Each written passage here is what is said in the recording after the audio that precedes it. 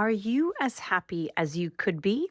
I'm your host, Claudia from Berzelaga, and in celebration of the International Day of Happiness, my guest on the Longevity and Lifestyle podcast today is Mario Chamorro, a United Nations ambassador for happiness, who has spread smiles across 3 continents and swapped stories with politicians, former guerrilla combatants, and countless community leaders. He shares on why it's so important to get your daily dose, DOSE, of happiness and how to do it and so much more. Please enjoy. Welcome to the Longevity and Lifestyle podcast, Mario. It's such a pleasure to have you on today. It's my pleasure to be part of your podcast. I have it in my background. I can see it there. Thank you. Mario, I'd like to start with why happiness is such an important passion project for you, or way of life, I should say, and why happiness, in your view, is also so important for longevity. Happiness is important for me because I believe it's a good way to live our lives. When you prioritize happiness, you develop habits on your day to day that lead you to be in a more happier mood. And I would say, like, for me, happiness is mostly tranquility. For me, happiness is not being super optimistic. Happiness is a lifestyle to be at ease. So that's what happiness is to me. And to build this lifestyle on a day to day basis is one of my priorities, because by doing that, it's how I find meaning in my life. And that's why happiness is important to me.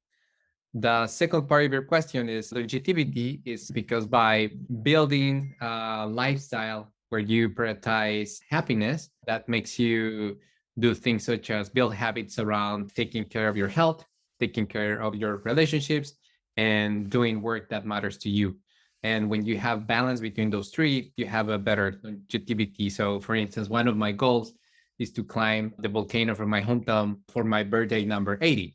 I am 41 right now, and I just climbed the volcano probably like 4 months ago. I know like I need to be in shape in order to do it. That's why by prioritizing this, I can reach my bucket list goal of going to the volcano on my birthday number 80. I love it. And part of my goals is to be the 90-year-old that goes skydiving. I think I want to also maybe climb Kilimanjaro, but maybe climbing a volcano would be fun as well.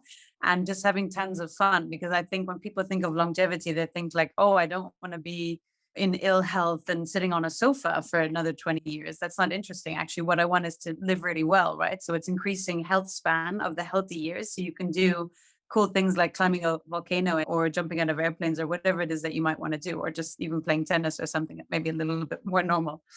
Mario, you were part of a group of happiness activists who created the United Nations International Day of Happiness, March 20th. Can you talk about how this came to be and what was the idea behind it?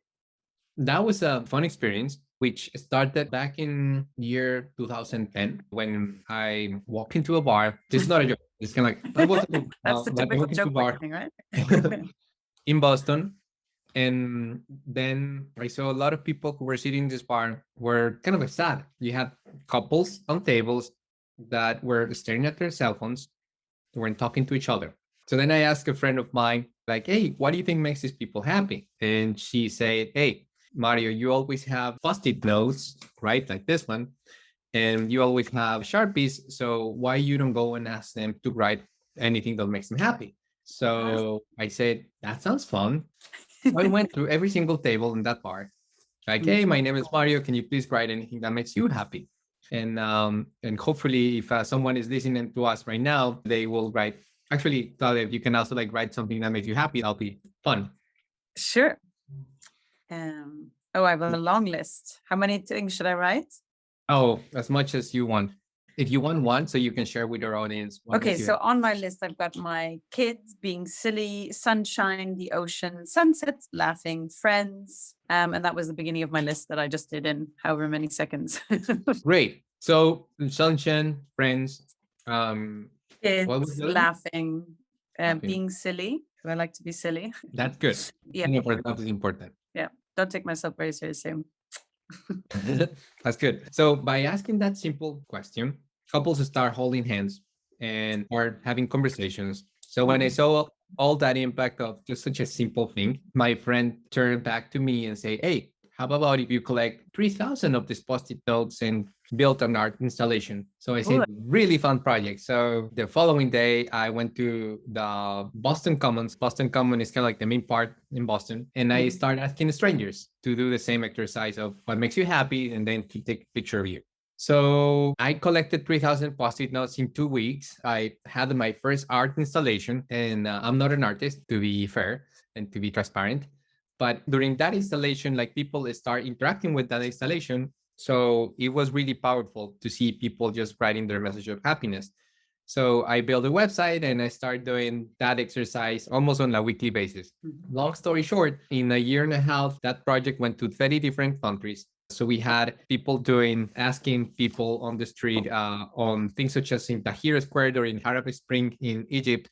A woman was doing that project, asking people what makes them happy, or a 7 years old girl in Saudi Arabia, or an artist in Kenya. So that was really powerful. So in one of these exercises, I was asking people in the streets of Cambridge, Massachusetts, and I met this guy who his name was Nima, and he was the advisor for the King of Bhutan. So he asked me like, what are you doing this? And I said like, I believe in happiness. So he shared the story about his king, how the king of Bhutan asked people of their country of Bhutan what makes him happy, and that's how they built the gross national happiness. That was the very early beginnings of the gross national happiness. For those who doesn't know what is the gross national happiness is, so every single country measures success based on gross domestic product, GDP, which is the amount of services and product that a country produces during 12 months, within 1 year.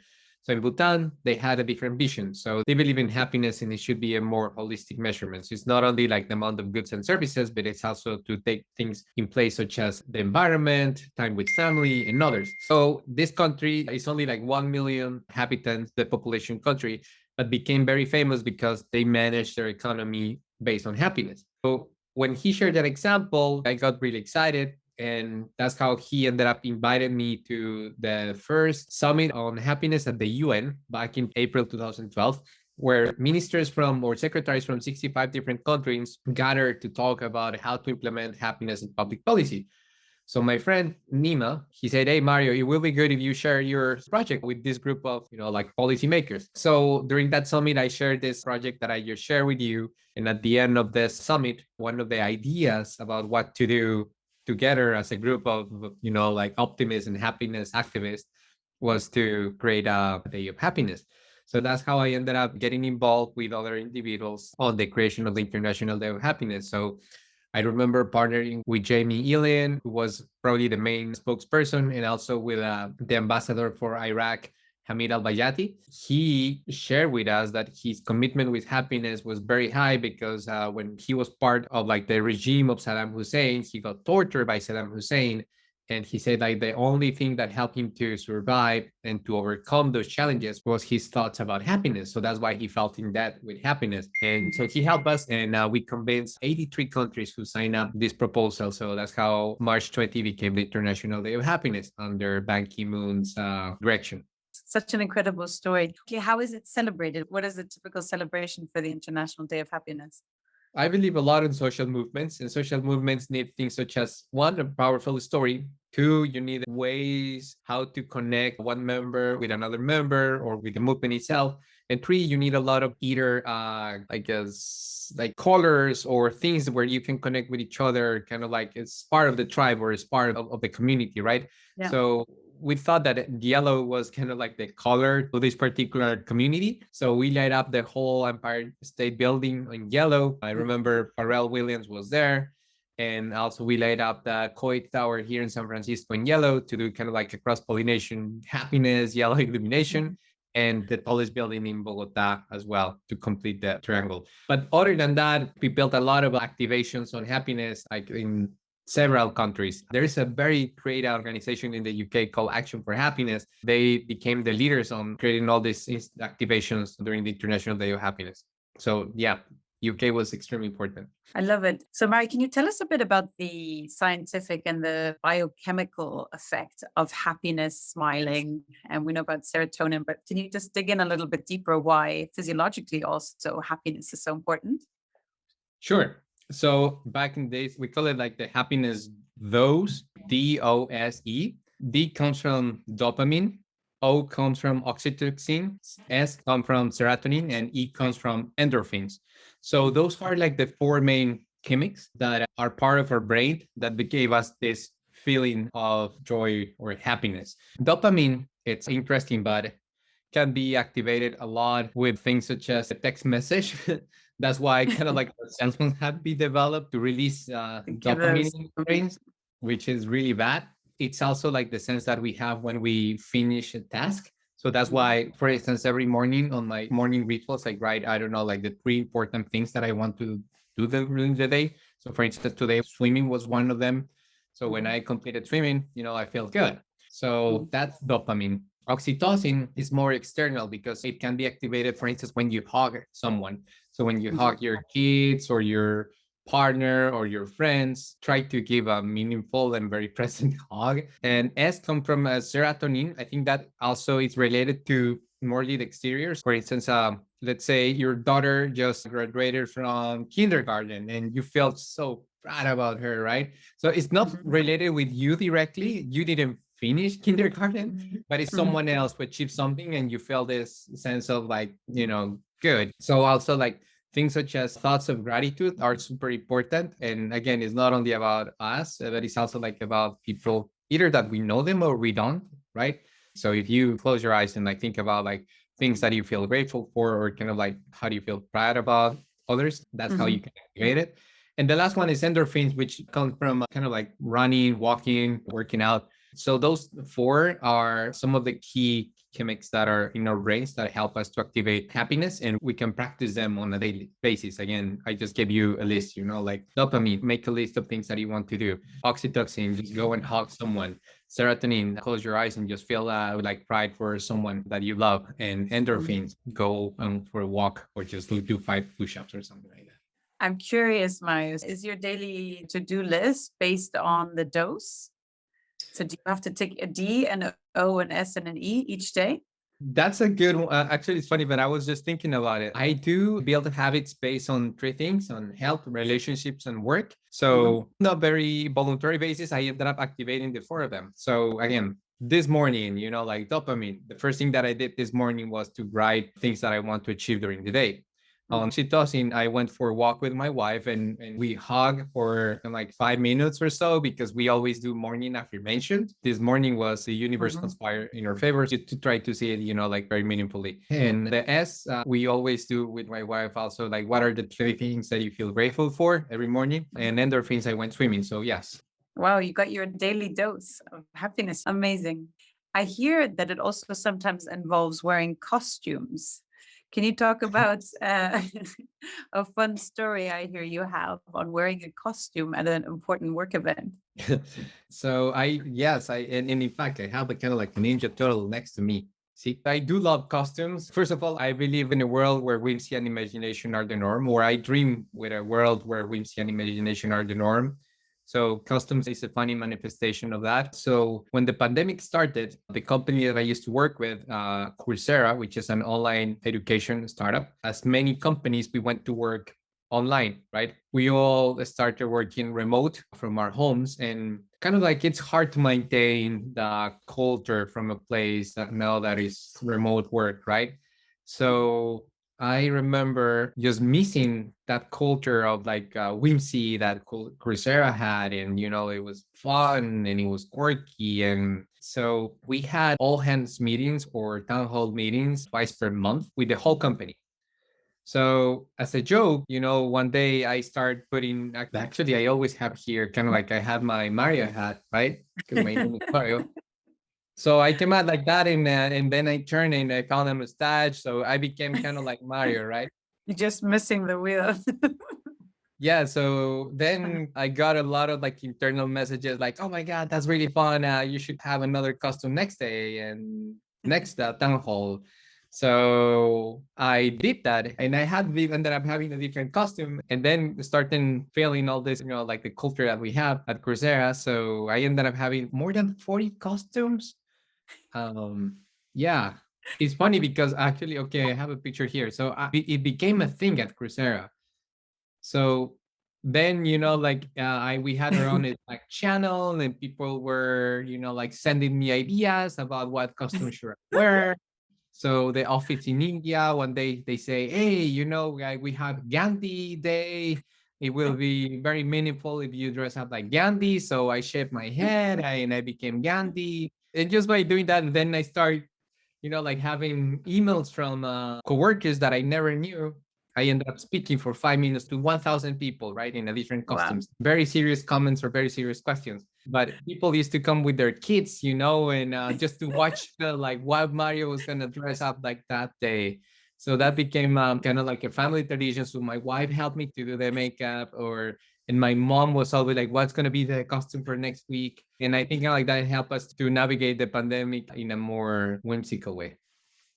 How amazing, Maya, to be such a spreader of joy. I mean, just think of the ripple effect that you had 1,000 people on the call, but then their families were involved. They were bringing their kids. I mean, you became like the highlights from the company town hall to check out which outfit you would do. I think the more people who wouldn't take themselves so seriously and be out to have a bit more fun, I think we would all be laughing much more of the time. I love your attitude. Maria, where did all this joy, I should say, start? Were you the happiest baby in Colombia? Maybe you can talk a little bit about your childhood and growing up beside a volcano in Colombia and your journey to where you are now. And if there were any particular learnings or insights that most impacted you along the way.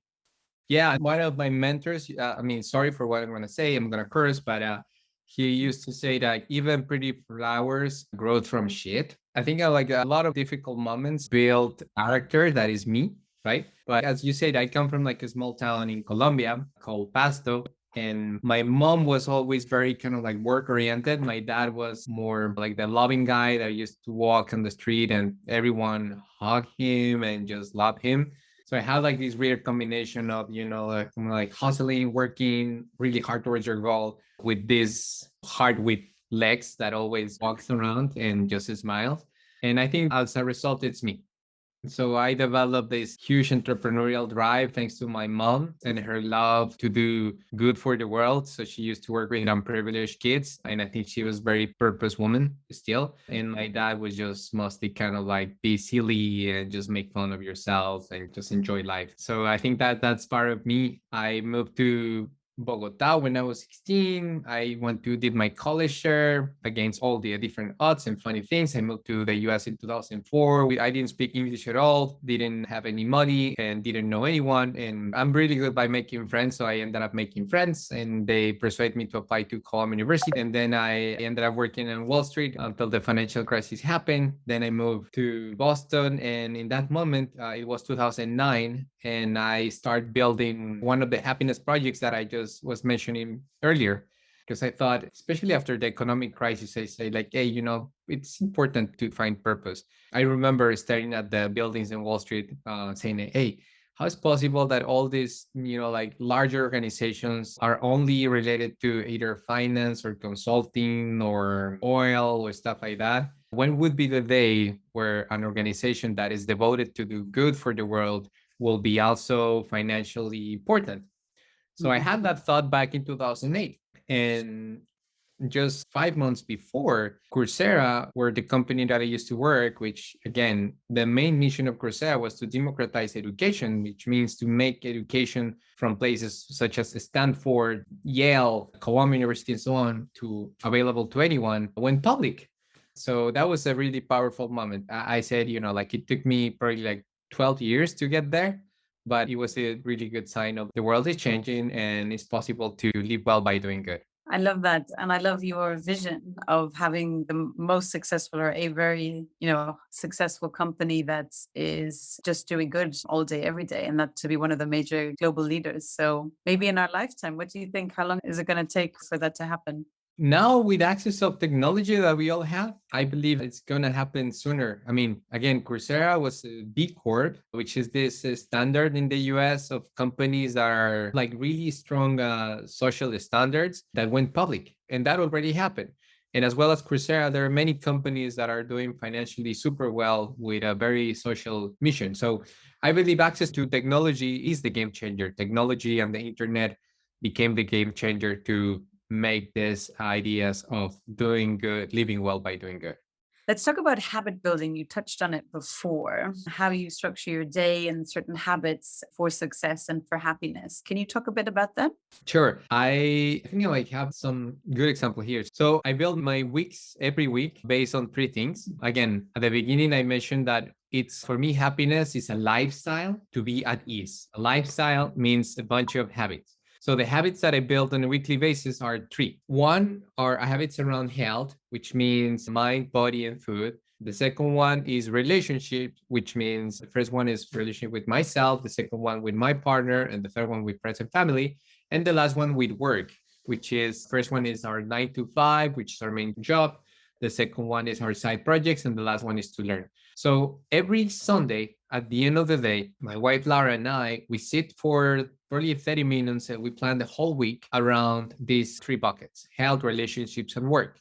So let me show you, like, this is, for instance, how my schedule looks like. So it's very key to be super intentional, because if you're not intentional with the things that matter to you, it's really hard that they're going to happen. So in order to be intentional, the system that helps me is to place activities on my Google Calendar, because I know if they're in my calendar, it's very likely that it's going to happen. So with Laura, we do, like, as you see, like in this picture here, we put it on the living room on a calendar that we have, and then we put it on the Google Calendar. So green is health. So you can see like the different things that I have in green, such as meditation, running, biking, so on. Relationships, we have like a bi-weekly date with my wife. Yes, we live together and so on, but we do space for like really, really meaningful connection. Or we also have, okay, this week we're going to spend time with friends, and work, it's also important. That's how I build habits on a weekly basis. And when I start asking myself about which habits should I build, is basically things that are really matter to me. Is a combination between the things that matter to me with things that I can control. And in the middle is where I am really focused on, because again, probably 98% of things that happen to me are totally outside of my control. So being aware of that is really important. So I really focus on things that matter to me and I can control. So as a result, for instance, like during the pandemic, about this habit building in health, I challenged myself with my wife to walk 10,000 steps per day. So we have our Garmin, watch, or any watch. So we started doing the 10,000 steps. That helped us to connect more, to spend more time together, but also to be away from our cell phones or computers. And thanks to that, some days I was running out of my 10,000 steps. So I needed to run, and I hated running, but I started running, and then I fell in love with running. So then I started running half marathons and so on. So that's a like whole compound effect, right? 10,000 steps can sound a lot, but maybe it's not a lot. But thanks to that, you can like start building beautiful habits. I love that. And I think for people to also realize it's a springboard, right? Because people think, well, I'm never going to run a marathon. But it's like, no, you don't need to run a marathon if you're mainly sedentary. Start with 10 or, even 1,000 steps. And you build up the strength, you build up the momentum. And then all of a sudden, a half marathon is possible. And then who knows, you might even go for the marathon. And at 80 years old, you're climbing a volcano, right? And it's becomes more and more realistic. And you're like, you know what, actually, I can do it. And it's exciting because you're achieving these really big goals that you previously never thought possible. Mario, you celebrated your 40th birthday last year, and I heard you got an incredible gift from your wife. Can you tell us a bit more about that? Yeah, she surprised me a lot. I don't know if it's called like the midlife crisis or so, but I was thinking a lot about, hey, turning 40, my goodness. So I remember that I even did a presentation to my board of directors. I always have like a personal board of directors. So I used 4 slides. Each slide, it was for every single decade in my life. So I had like from 0 to 10, 10 to 20, 20 to 30, and so on. So I had key learnings, so highlights and lowlights for each decade, actually. And then I was telling Laura, hey, it's crazy to think that my life can be summarized in 4 slides. So probably I only have 4 more slides and that's it, I'm out. Suddenly, Laura came out on my birthday day with this beautiful song called Cuy de Corazón Grande. Cuy is a guinea pig, it's like this guy. So it is the main animal in my hometown, and a lot of friends call me Cuy. She partnered with another good friend of mine who's a fantastic musician, Juan Andres Ospina, and they wrote this beautiful song that summarizes my life in a song. Instead of like 4 slides, summarize my life in 4 minutes or 3 minutes. Yeah, but I mean, it's now there for eternity, right? This beautiful song about your life. So that's really beautiful. That's what I told my friend. He made me immortal.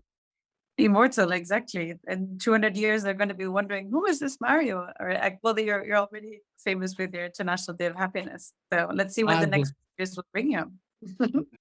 so I cry a lot when I hear that song. I probably cried like 25 times. And actually, my 41st birthday was only like 2, 3 weeks ago. And I Happy went to birthday. spend time with my family. So we play that song and we blast that song and we dance that song with my parents and my in-laws like many times. So that was really fun. Oh, you made it back down to Colombia.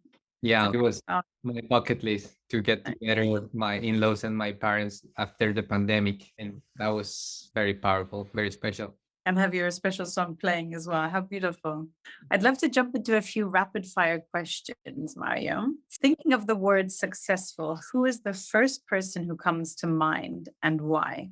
One of my friends and mentors, his name is Pablo Calderon. We call him Dumpa. For me and for my wife, we believe success is to live life in your own terms. So this guy, Dumpa, he's brilliant. I mean, he has, on the science point of view, he has a PhD, blah, blah, blah. But then he also found out how to very early to discover like cryptocurrencies, and he has been doing great on that field. But most importantly, he lives life in a very simple way in the middle of nature in Colombia, and his daily or weekly projects are things such as I'm going to grow to harvest like 1,000 trees. So that's what he did. Like with his own hands, he planted 1,000 trees with Wow. an indigenous community. Or so those are kind of like his kinds of projects, and he writes every day poetry and so on. And he has a beautiful heart. So it's this beautiful combination between heart, brain, and being very present. So yeah, that's to live your life in your own terms.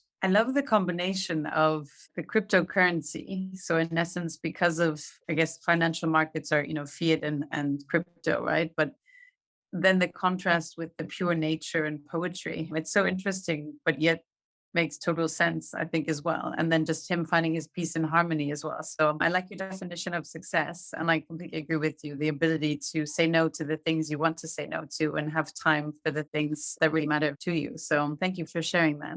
Mario, do you have any particular morning routine to start your day as a success? I mean, you mentioned some of the things you do with your wife. Are there any other particulars that you do every day? For me, mornings are the one that I love the most because it's kind of like Mario time. And I'm truly convinced that if I'm able to do this 2, 3 hours of morning routines, I will be way more effective at work and everything that I have to do. So I try to wake up at 6:30. So I meditate for 30, 40 minutes. Actually, I just came out of Vipassana, like this 10-day silent retreat. It gives you this really Wow. powerful technique. So meditation is the first thing that we do. Then we go for a little walk with Laura. We live next to a mountain, so we go there for another 20 minutes. During our walk to the mountain, we don't talk about work. We just talk about things that we feel grateful for. And we do one daily affirmation, 1 to 3 daily affirmations. On our way back, I start movement. So I either go running or swimming or biking or anything. And then I just prepare an amazing breakfast and I have my beautiful coffee. So yeah, I'd love to jump into the retreat you just did, the silent retreat. Can you talk a little yes. bit more about that? Silent retreat means no talking at all, no cell phone, no reading, no writing, none of that. It's a very powerful detox because we are hyper connected right now. And it is basically to learn a technique called Vipassana, which doesn't have to do anything with religion. It's mostly a technique, but it's very powerful. And it's also is donation based. So the whole business model is really beautiful. At the end, you just pay what you feel that you want to contribute so someone else can do the retreat after you. In a nutshell, it was kind of like an Ironman, but for meditation. It's intense. If you go there, don't think that you're going to spa, relax. No, it's intense. What information did they actually give you to prepare for it? I've never done something like that. I know a few people who have. I'd love to just dig into your experience a little bit, sort of your expectations before you went, and then how that journey during the 10 days was, and then what were your biggest ahas and learnings from those 10 days? I didn't did any preparation to be fair. I was told like, hey, if you're gonna meditate for 11 hours per day, you should start meditating at least for like 30 minutes. And I didn't. I guess again, like the physical part was intense because again, you're sitting and meditating for such a long period of time, which I'm not used to. I think nobody's used to, unless you are a yogi or a big meditator. But I think it's available to anyone. You don't need to have like any level of expertise. You don't need to be, like a particular age or gender. No, it's pretty open to everyone. What did I learn? So again, like this meditation technique is really powerful. So when I left, I was kind of like, oh, I feel like, good. But days or weeks later, actually, now that I was visiting my parents at the end of my visit, my mom came to me and said, like, hey, you were really tolerant this time and you were really patient this time. Thank you so much for being tolerant and very present and loving. And that was kind of like, okay, that was the result of Vipassana, right? Kind of like used to, like make you react really strongly before. Now it's a bit different. So I think that was a beautiful gift. Did you say you didn't have any meditation practice before jumping into 10 days Vipassana? Well, I mean, I have like the regular headspace that you go once in a Okay. while, or Mhm. kind of like 5 minutes, 10 minutes, but Okay. not a very disciplined practice of like 1 hour per day or something. And is this something you think you would continue? I mean, just to keep the benefits, are you kind of addicted to it now? Not addicted, but it definitely grounds me a lot. So if I sit for an hour to meditate or for 30 minutes, my day is different. I feel it. And it's a technique that is based on listening what you feel instead of what you think. It's not kind of like Mhm. guided meditation. It's just like you and your feelings and just learn to feel because we as humans, we were trained to think from our brain. So Mhm. we rationalize every single thing, right? From like, oh, that's green, that's blue, or 1 plus 1 is equals 2. But Mhm. no, we haven't been trained on feeling. So when you're like, oh, this is a feeling, okay, and it's not good, it's not bad. And not judging it as well. And it's an area I find really interesting. I've never done 11 hours straight, but I think sitting for an hour, it's sort of after the 35, 40 minutes when the real magic happens, right? That's when you get into this kind of attuned state. And it's so powerful, as you said yourself, what your mother commented, the sense of being more intuitive, the presence. Dr. Mark Atkinson has a great expression that you're not in the cave, the prefrontal cortex, you're actually in the ocean. And Mm. so the body is just so wise and there's so much knowing there. So yeah, it's an area I find really fascinating. And I'm also on my journey to discovering more and more. So thank you for sharing that. Mario, is there an unusual habit or absurd thing that you love? Mm. Nature, going to the mountain is so powerful. Like when I was, I don't know, like 12 years old, I remember this story that my mom shares that I went to my mom and said, like, hey, mom, stop paying my high school because I lost everything. I should not go back to school. And then my mom said, how about if you go to your mountain with your dogs and when you come back, we'll make a decision. I said, like, yeah, let's do Mhm. it. So I went to the mountain. And again, since I've been 12 years old, like I go to the mountain, it grounds me and it teaches me. And then I come back with a different mood. So I really try to go to the mountain, I don't know, like 3 times per week at least. And when I'm feeling lost or I don't know, like overreacting or so on, I just go to the mountain. So yes, going to the mountain or going to nature is a habit that grounds me and I love. Other than that, customs is funny, but I think nature is it's amazing. It's a big thing. Yeah, exactly. Into ground and also the movement, right? So you're releasing hormones and things as well. Mario, how has a failure or an apparent failure set you up for later success? And do you have a favorite failure of yours? Many, a lot. A story, it was December 24, 2004. I was parking cars in Boston, and a lot of friends were trying to persuade me to apply to a master's program at Columbia University. And I thought my self belief was like, hey, you know what? This is for rich people, this is for smart people, that's not for me. So I keep parking cars. And when I was parking cars, a car came to the restaurants that I was doing the ballet, and they had a sticker on the back that said Columbia University. So I always tend to share my dreams with a stranger. So I told the driver, hey, my dream is to study in that university. So he looked at me and said, my daughters go to Columbia University. I don't think you can make it. So in that particular moment, I say, what? I think I can do it. So that day I built the confidence to really put serious on learning English and to apply to the school and so on. So I applied, and a few months later, I got accepted. I found the same guy probably like 4 months later or 5 months later in the same restaurant because I was keep parking cars there. And when I saw him, I thanked him because I told him, if you weren't told me that I wasn't able to get into this university, I wouldn't build the confidence to do it.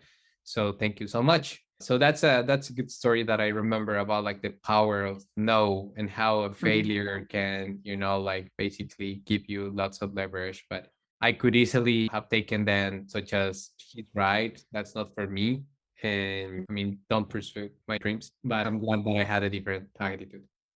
Oh, yeah, exactly. And that gave you the motivation. And two questions from that. One is why Columbia? Why was that? And I mean, you were in Boston, right? There's Harvard, there's amazing universities in Boston as well. So one is, I guess, to understand why was Columbia so fascinating, or why were you focused on that? And then two, what did the guy say when you told him that you had applied and actually got in? And thank you for telling me I wouldn't get in, because now I got in. What was his reaction? So why Colombia? I was very interested on the energy markets back then.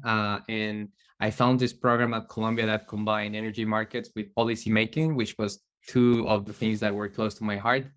And also because he was based in New York and I was very curious about New York City. And what this guy said, he was speechless. He was like, oh, I'm sorry. So, yeah, Don't be sorry. no, Uh, I was really casual, like, thank you, thank you, thank you. Yeah. Really cool. Do you have a favorite quote or piece of advice received that was a real game changer for you?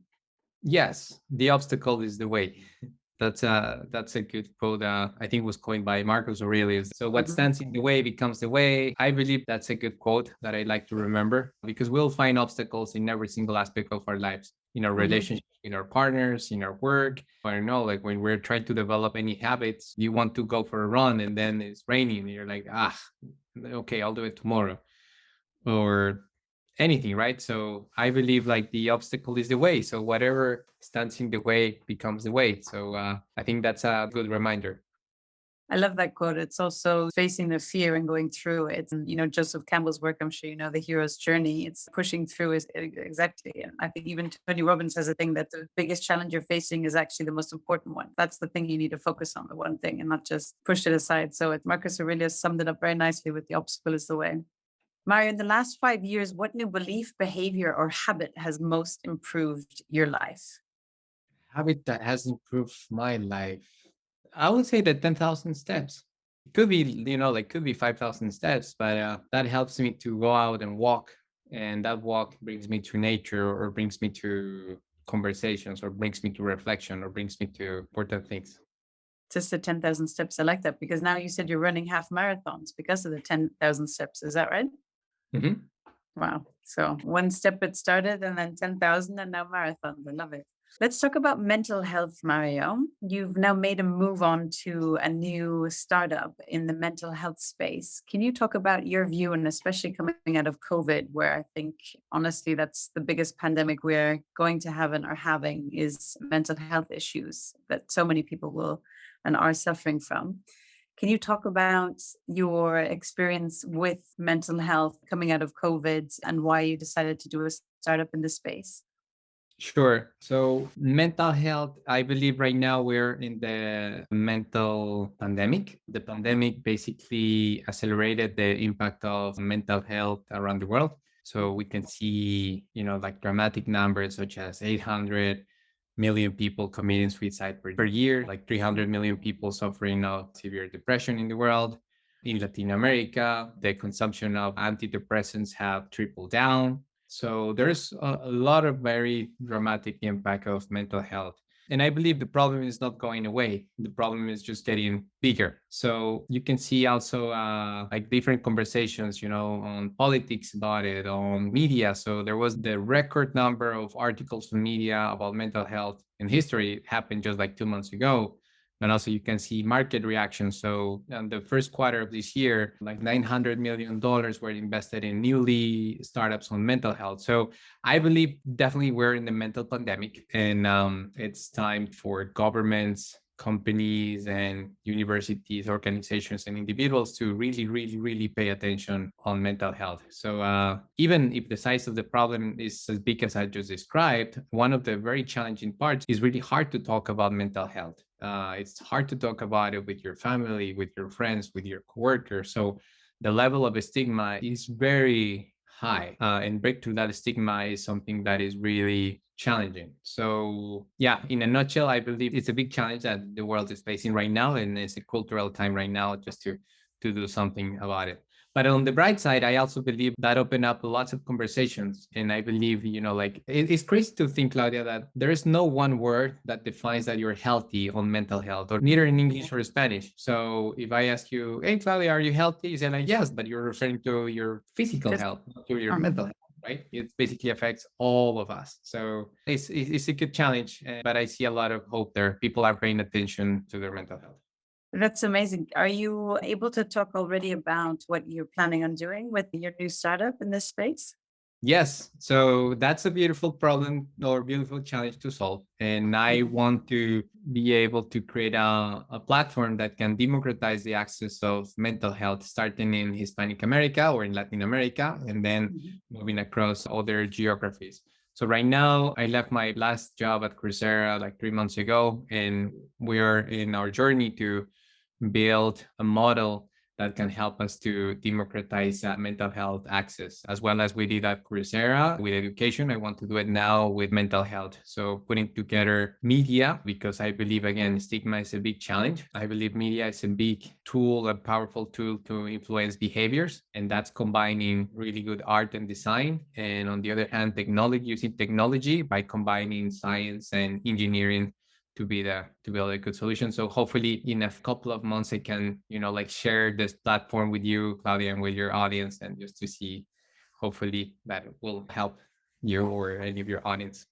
I would love that. Such a worthy cause and so important as well. And I think to your point around stigma, and especially depending on which country and culture, but I really feel it's so important for people to talk about it. I mean, I had phases also with postnatal depression and things like that as well. And I grew up with, you have to put on a brave face and you don't talk about things. And I think that the more you open up, the more other people realize it's actually okay to talk about it. And by talking about it, in essence, a problem shared is a problem solved. I could imagine in Latin America that, carry more stigma maybe than in other places. So you have maybe a bigger challenge than other places to discuss it. But are you using some of the strategies and tools that you've seen in the US, or how is your strategy on helping? You said using media, and is it courses, or how are you going to structure this?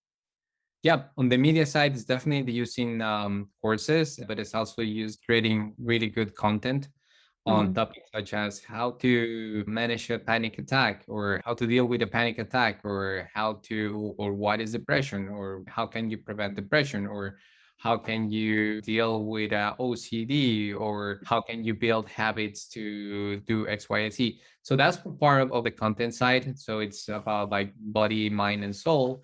And on the other side, we're going to be developing tools to address some of those challenges. Really exciting. Thank you for sharing that. What, in your view, separates a good leader from a great one? Hmm. I think a great leader is someone who can, I mean, for me, a leader is just like someone that empowers other people to do what they're good at. So part of it is just to identify what are like those superpowers that people have, and somehow to give them the confidence and guidance for them to use those superpowers to support any cause that is greater than them. So it's basically to unleash these superpowers, or to unleash these beautiful skills and powers that people have. So I think that that's a leader, someone who empowers others to achieve like a better version of themselves. Mhm, I agree. Before we finish up, I have a few rapid fire questions. What has been your most exciting purchase in the last 6 to 12 months? I love specifics, brands, where you bought it. 6 to 12 months. I okay. I'm like kind of like turning now. I think kind of like my iPad, because now I'm like taking lots of notes here, and I'm drawing, and I'm constantly, like I used to do that on notebooks, which is great, but I ended up lost in all those notebooks, and not having track of like the ideas pages and so on. So I've been using this app called Notability, and it's amazing just kind of like to do drawings, to grab ideas, to take notes. I think Notability, probably instead of like the iPad, Notability has been the best purchase that I have done over the past 6 months. Thank you, because I haven't tried that yet. Thank you for sharing. Do you have any particular books, documentaries, or movies that you feel people must watch? Books, yes. Part of my morning rituals, I read the Daily Stoic by Ryan Mhm. Holiday. So I it haven't has yet. 65 daily meditations. And again, it's one page. It's just like sometimes it's only like one paragraph. That like for me, Stoicism is something that is a very powerful tool, and it's a philosophy that is really pragmatic. So I love the practicity of it. So each meditation gives you one specific reflection for one day, and it will take you only like 5 minutes. But I think I'm like that's so powerful. So that's the book that I would suggest. And in terms of like movies, one of my favorite movies is Big Fish with Ewan McGregor. And it's about a relationship of like dad and son and just sharing stories about life in a very whimsical way. And again, I believe in a world where whimsy and imagination are the norm. So that movie kind of like represents that. I love it. What book have you most gifted? The daily story. Yeah. In the last 5 years, what have you become better at saying no to, like in the invitations or distractions, and what realizations and or approaches have helped? It's hard to say no for me. I have found myself as a, like to have a lot of like people pleasing challenges. So it's hard for me to say no, but I've been start saying no to things that I don't feel good. I mean, it's not to please people, but if I'm not like really feeling it, I Mhm. can just say no. Mhm. And the realizations that I have from those actions are that, we should be guardians of our time. And Mhm. when we guard our time, it's good because time is the most important asset that we have. I mean, you can buy anything, but you cannot buy time. Yes, exactly. Such wise words.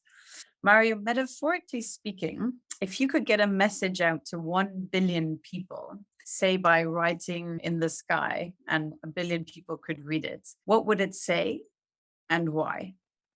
What makes you happy? It will be a question.